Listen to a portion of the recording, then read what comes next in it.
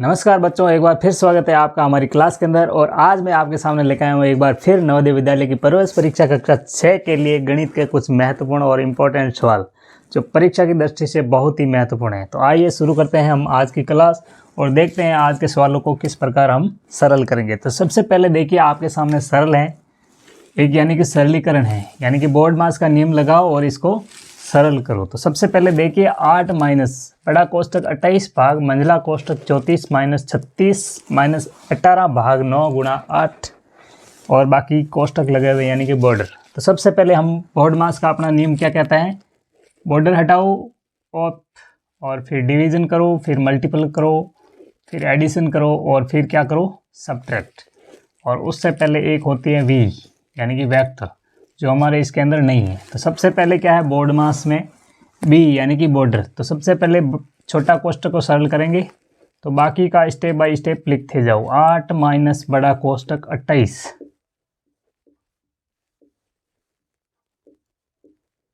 अब छोटा कोष्टक आप सरल कर लो। यहाँ पे देखो 9 का भाग 18 में दिया तो कितनी बार गया, 2 बार गया।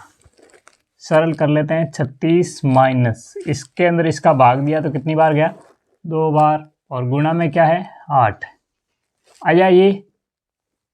अब फिर आप गुणा कर लो इससे, 2 गुणा 8 कितने होते हैं 16। तो यहाँ पे सीधा लिख देते हैं 16।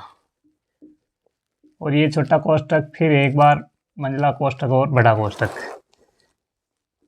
8 माइनस 28 भाग 34 माइनस इसको सरल करो कितना आया 20, और ये छोटा कोष्टक हट गया।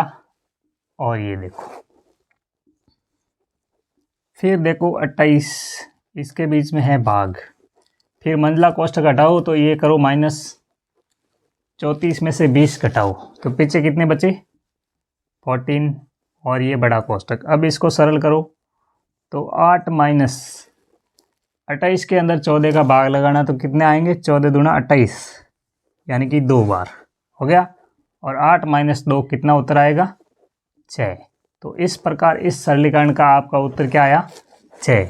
आगे देखिए एक दे रखा है मल्टीपल यानी कि गुणा।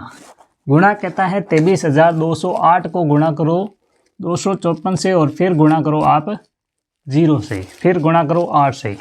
तो अब देखो आपको यहाँ पे दिख रहा है क्या, 0 दिख रहा है। क्या दिख रहा है 0, और किसी भी संख्या को 0 से गुणा करते हैं तो 0 ही उत्तर आएगा। तो यहाँ पे सारी संख्या क्या है गुणा के अंदर, तो पूरा ही आपका मान क्या आएगा 0 आएगा। और ये सवाल बहुत ही महत्वपूर्ण है क्योंकि ये पिछले 4-5 एग्जाम के अंदर यही सवाल आ रहा है, यानी कि बार बार संख्या चेंज हो रही है और 0 ही आ रहा है। क्यों आ रहा है, क्योंकि बच्चे भ्रमित ना हो। अरे बच्चों को भ्रमित करने के लिए बड़ी बड़ी संख्या दे देंगे फिर गुणा करो, इन 0 को भूल जाते हैं वो लोग। तो बस ध्यान रखना आपको इस 0 का, ठीक है। फिर सवाल कहता है 13 के प्रथम 7 गुणजों का योगफल ज्ञात करो। क्या ज्ञात करना है, 13 के प्रथम 7 गुणजों का योगफल। अब हमने पढ़ा था गुणजों का योगफल का सूत्र पढ़ा था।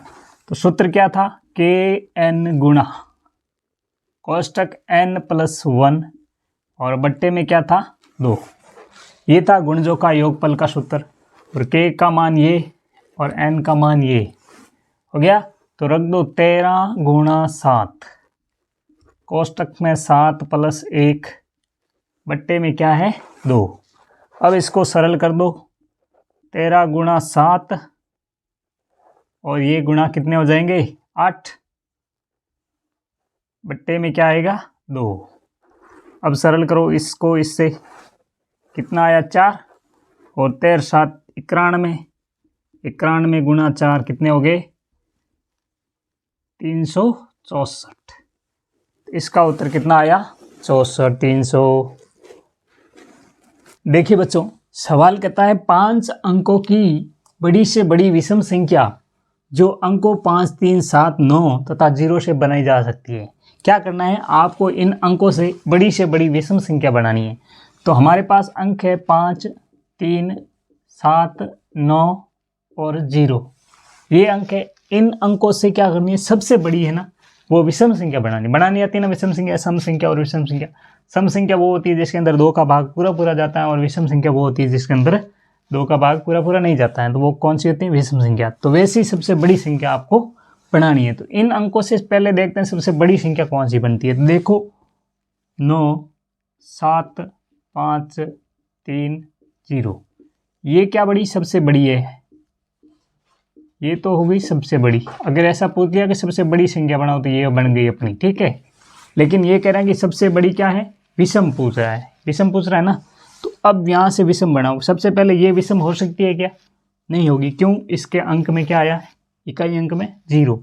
तो इकाई अंक में 0 है तो ये क्या होगी? सम संख्या होगी, ठीक है। अब देखते हैं हम विषम संख्या। इस दूसरी संख्या इससे छोटी कौन सी होगी? देखो इससे जस्ट छोटी, 9 7 5 0 3, यही होगा। अब ये है क्या? विषम संख्या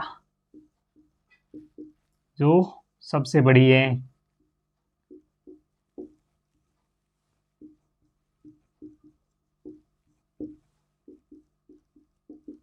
इन अंकों से बनने वाली सबसे बड़ी विषम संख्या क्या होगी? ये होगी 97,503। आगे वाला सवाल कहता है एक पार्क में 14 पंक्तियां, पंक्तियां मतलब लाइनें हैं, ठीक है, और प्रत्येक पंक्ति में 420 कारें खड़ी होती है, यानी कि खड़ी करने का स्थान है।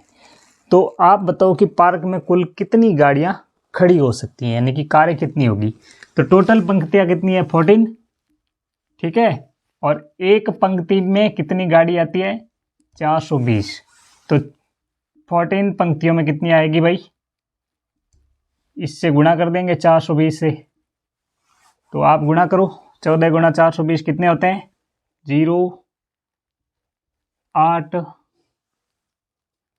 14 28, हासिल का 2 और 14 14 14 28 14 14 56, 56 और 2 कितने हो गए? 58। तो कितनी गाड़ियां आ जाएगी आपके? 5880 कारें हैं वो इस 14 पंक्तियों में खड़ी हो सकती है, यानी कि पूरे पार्क में 5880 कारें खड़ी हो सकती है। अब देखिए बच्चों, सवाल कहते हैं 2 सही 1/2 + 3 सही 1/4 + 7 सही 5/6, यानी कि बहुत ही आसान सरल है, सरल भिन्न है, बिल्कुल सरल भिन्न है। तो सबसे पहले इसको सरल भिन्न बनाओ। 2 गुणा 2 4, 4 और 1 5/2। फिर आप क्या करोगे? इनका गुणा 3 गुणी 4 कितने होते हैं? 12, 12 और 1 13/4। फिर करो 42 और 5 47/6। और 2 4 और 6 का क्या लेना है? एलसीएम। तो एलसीएम ले लो, कितना आ रहा है? 2 4 और 6 का। देखो ऐसे एलसीएम लेना है। सबसे पहले छोटी अभाज्य संख्या 2 हो गया, यहाँ पे 1, फिर 1 क्या हो रहा है? ये देखो, तो 2 दूनी 4, 4 3 12। तो इनका एलसीएम कितना आया? 12 आया, ठीक है। अब 12 का भाग इसके अंदर दो, 2 का भाग 12 में 6, और 6 गुणा 5 करते हैं तो कितना आता है? 30 आता है ना। फिर देखो 3 बार, और 3 गुणा 13 39, ठीक है। फिर प्लस, और इसके अंदर 2, और 47 गुणा 2 कितने होते हैं? 8 और 1 9, 94, ठीक है। अब आप इनको जोड़ो, 9 4 13 का 3, 9 3 12, 12 3 15, 15 और 1 16, 163/12।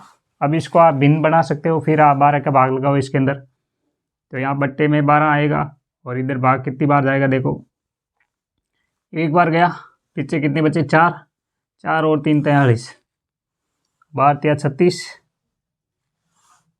पीछे क्या बचा? 4 और 3 7। तो ये आपका उत्तर आ जाएगा, ठीक है। आगे वाला सवाल देखिए क्या कहता है? 0.075 का भिन्न रूप। कौन सा रूप चाहिए आपको? भिन्न रूप चाहिए। तो भिन्न बहुत आसान है, यहाँ पॉइंट दिख रहा है तो बट्टे में अपने आप भिन्न बन जाएगी। तो 0.075 इसका भिन्न बनाना है। तो ये अपना पॉइंट है, इस पॉइंट को हम हटाएंगे तो बट्टे में क्या लग जाएगा? 1 2 3 3 0, यानी कि 1000, ठीक है। अब आप इसको काट सकते हो किसी भी संख्या से। तो 25 के पाड़े से काट दो, 25 या 75, और 25 चौका 100, यानी कि 40 बार। तो आपकी भिन्न क्या बनेगी? 3/40। अरे बहुत आसान है ना, देखो पॉइंट दे रखा है तो उसको भिन्न में बदलना, तो पॉइंट हटाओ और बट्टे में जितनी संख्या है उतने क्या लगा दो, जीरो। ठीक है, आगे वाला सवाल कहता है 548.7625 में 6 का स्थानीय मान, फिर पॉइंट के अंदर है और स्थानीय मान पूछा है 6 का, यानी कि पॉइंट के बाद वाली संख्या का स्थान।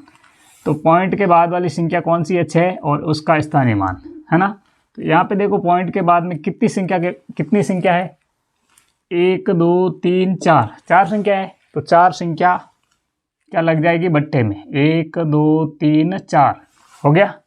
बस अब क्या करना है, इसका मान लिख दो कितना हो रहा है। तो 1 2 3 ये लग गया पॉइंट और ये लग गया 6, तो इसका स्थानीय मान कितना होगा, 0.006। ठीक है, देखो बच्चों इधर देखो, यदि 12 व्यक्ति एक कुएं को 20 दिन में खोद सकते हैं तो 15 दिन में इस कुएं को खोदने के लिए कितने आदमी लगेंगे। सवाल क्या कहता है, 12 आदमी हैं वो इस कुएं को है ना 20 दिन में खोद देते हैं, लेकिन 15 दिन लगेंगे, लेकिन आदमी कितने लगेंगे, ये सवाल आपको पूछ रहा है। ठीक है, तो हमारा फॉर्मूला क्या होता है, m गुणा d1 बराबर m2 गुणा d2, यही हो रहा है। तो हमारे पास पहले में कितने दिन है भाई, कितने मैन है 12, और दिन कितना ले रहा है 20, बराबर आदमी नहीं पता है, ये आपको ज्ञात करना है, लेकिन दिन कितने हैं 15, बस। अरे इधर जो गुणा में है वो क्या हो जाएगा, इसके बट्टे में, तो 12 गुणा 20 बट्टे में क्या हो जाएगा 15, और आपके m2 यानी कि मैन निकल जाएंगे, कितने आदमी लगेंगे। तो बस गुणा कर लो, 240 बट्टे में 15, तो एक बार गुणा गया 15 का 15, पीछे कितने बचे देखो, 5 और 4 9, 9 और 1 0, 90। तो 15 का बार कितनी बार बोलते हैं 90 आता है, 6 बार, और 16 आदमी लगेंगे। कितने आदमी लगेंगे, 16 आदमी।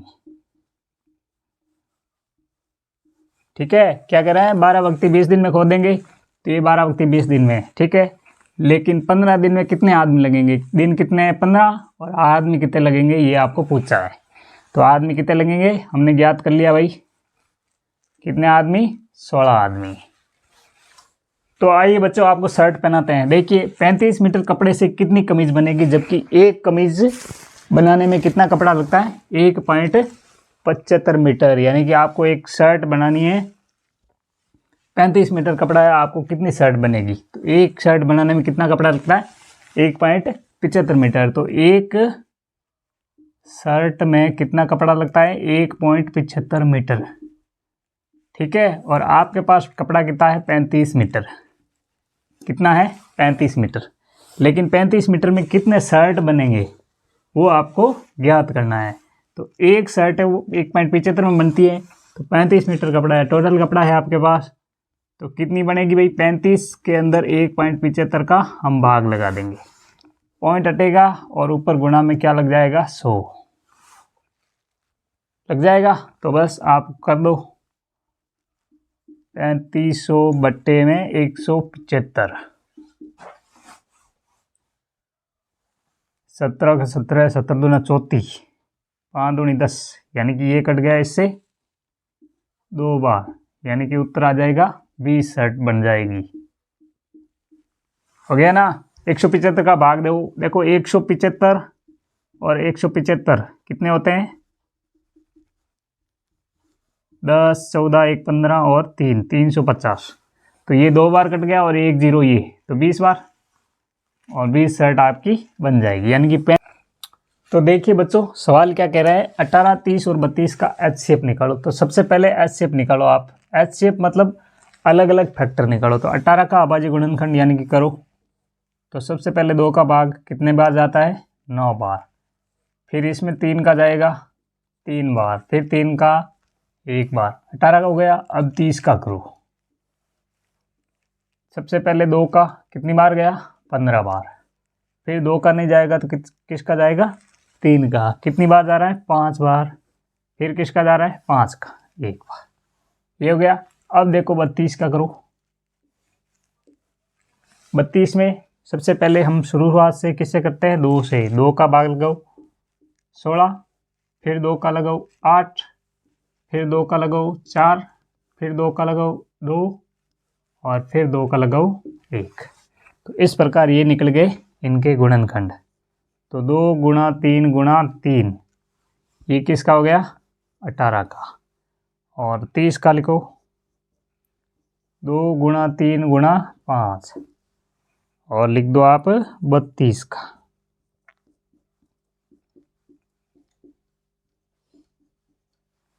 अब आपको क्या करना है, देखिए हमारे को क्या चाहिए, कॉमन चाहिए। तो सब में कॉमन होना चाहिए। वो क्या है, इसमें 2 है, इसमें 2 है, इसमें 2 है। एक कॉमन तो ये हो गया। और देखते हैं और क्या कॉमन है। 3 है इसके अंदर, इसमें भी है, लेकिन इसमें 3 कहीं नहीं है, तो ये तो कॉमन होगा नहीं। अब यहाँ पे देखो 3 तो कॉमन है नहीं। इधर देख लो 5, अब इसमें 5 है ही नहीं, तो कॉमन होगा ही नहीं। तो आपका कॉमन क्या है 2, तो इसका HCP क्या होगा 2। तो इनका HCP कितना होगा 2। अब देखो सवाल क्या है आगे वाला, देखो 40, 10, 25, 30, 35 x का औसत कितना है 25 है। तो आपको x का मान बताना है। तो देखिए x का मान कितना आता है। सबसे पहले देखो क्या करना है, औसत कैसे निकालते हैं भाई, इनका योग करो और बट्टे में जितनी संख्या वो बट्टे में लिख दो। तो 25 + 30 + 35 + x और बट्टे में कितना है, अरे कितनी संख्या हुई 3 और 3 6 और योग औसत कितना दे रखा है 25। ये सवाल पहले से ही कह रहा है, लेकिन सवाल कहता है आप x का मान निकालो। तो आप इनको जोड़ो, कितना होता है 40 10 50, 50 और 25 कितने होंगे 75, 75 और 30 कितने होते हैं 105 और 105 और 35 कितने हो गए 140। तो 140 तो ये हो गया। प्लस में क्या रहेगा x और बट्टे में क्या रहेगा 6 रहा ना। तो देखिए और बराबर में औसत आपका कितना दे रखा है 25। अब ये करो, आपको क्रॉस गुणा कर लो, इससे इसका इससे हिस्सा। तो 140 + x और 6 गुणा 25 करते हैं तो कितना होता है 5 पंजे 6 पंजे 30, अरे 6 पंजे 30, 12 और 3 15 यानी कि 150। अब x इधर पड़ा है और 150 में से 140 को घटा लो, तो x का मान कितना आ गया 10। और क्या पूछा आपको x का मान, तो x का मान कितना आया 10 आ गया। तो यहाँ पे अगर 10 रखेंगे तो हमारा औसत कितना आ जाएगा 25 आ जाएगा। आ गया ना। और वैसे भी 25 दिख रहा है ना। तो देखिए इधर देखिए बच्चों, सवाल कहता है वे सबसे छोटी संख्या बताए जिसको 12, 15, 21, 36, 48 से भाग देने पर हर हालत में 7 शेष बचे। और हर हालत में आपको ये सवाल भी करना है ना, करना है ना, बिल्कुल आप करोगे। तो सबसे पहले आप इनका क्या करोगे भाई, जैसे भी शेषफल से संबंधित ऐसा सवाल आ जाए ना, तो वो संख्या ज्ञात करो जिसमें इन संख्याओं का भाग देने पर शेषफल इतना बचे, या उसको घटाने से या उसमें जोड़ने से। तो क्या करना है आपको, सीधा इन संख्याओं का क्या निकालना है LCM निकालना है। तो सबसे पहले आप 12, 15 और 21 और 36 और 48 इन सब का क्या निकालोगे LCM। तो निकाल लो LCM। सबसे पहले देखो 2 का लगाते हैं, इसमें गया, इसमें नहीं गया, इसमें भी नहीं गया, और इसमें गया, और इसमें गया 24 बार। एक बार फिर 2 का देते हैं हम, इसमें 3 बार, इसमें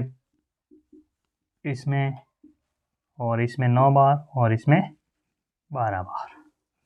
एक बार फिर देखते हैं 2 का, 3, 15, 21, 9 और 6, ऐसे चलते रहो। एक बार फिर देखो 2 का, 3, 15, 21, 9 और 3। अब किसका जाएगा 3 का, 1, 5, 7, 3, 1। फिर 3 का लगा दो, 1, 5, 7, 1, 1। अब आपको एक तो 5 दिख रहा है और दूसरा 7 दिख रहा है, ठीक है। अब आप इनका गुणा करोगे, 2 दूनी 4, 4 दूनी 8, 8 दूनी 16, 16 तिया 48, और 48 गुणा 3 करेंगे तो कितना हो जाएगा 144, और 144 गुणा 5 करो आप, 144 गुणा 5, 5 चौक 20, 5 चौक 20, 2 22, 5 और 2 7, 720 और 720 गुणा 7 करेंगे तो कितना हो जाएगा?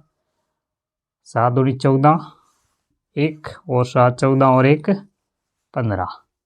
तो एलसीएम कितना आया? 15 40। कितना आया? 15 40। अरे 15 40 कहाँ? अरे ऐसे कैसे चल रहा है? 7 दूनी नहीं, 7 और 7 49, 7 और 7 49, 49 और 1 50। कितने हो गए? 50 40। तो एलसीएम कितना आया? 50 40 और शेषफल कितना बच रहा है? 7। और वो क्या कर देंगे हम? इसके अंदर जोड़ देंगे तो कितना उत्तर आ जाएगा? 50 47, यानी कि 5047। तो वो कौन सी संख्या है जिसको इस संख्या में भाग देने पर शेषफल कितना बचेगा? 7 बचेगा।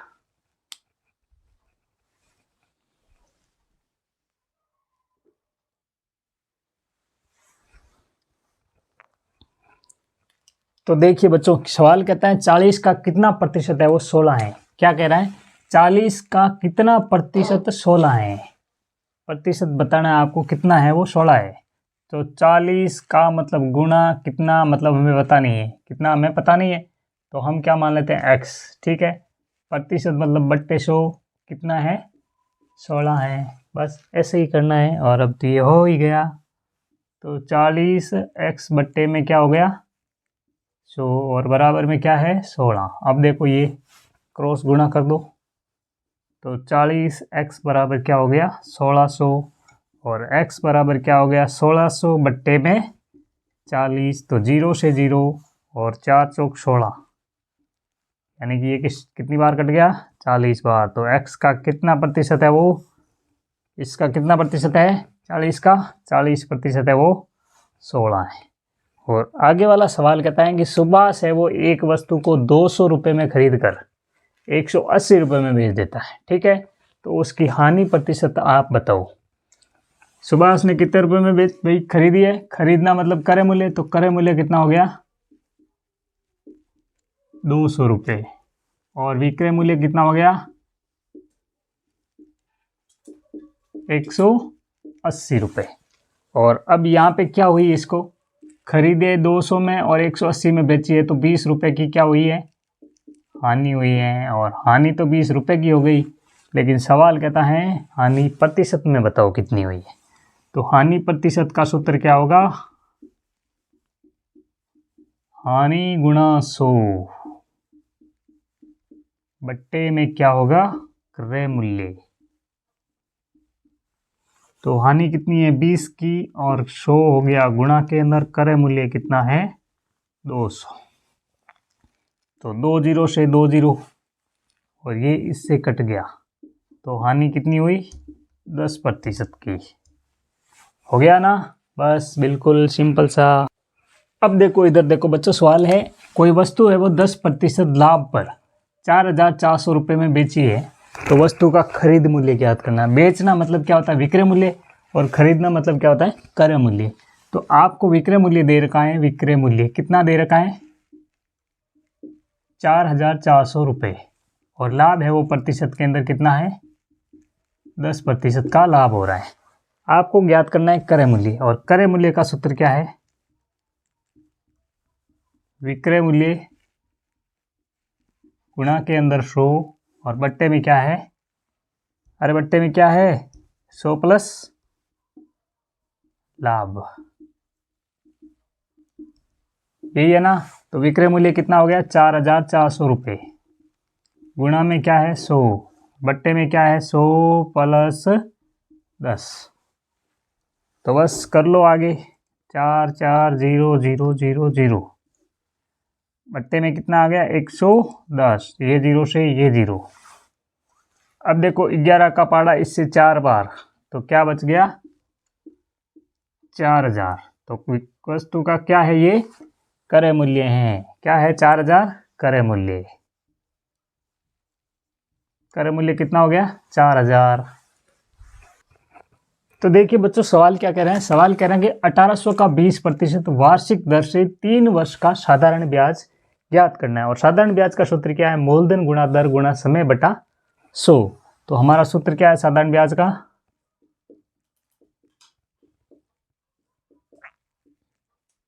मूलधन गुणा दर गुणा समय,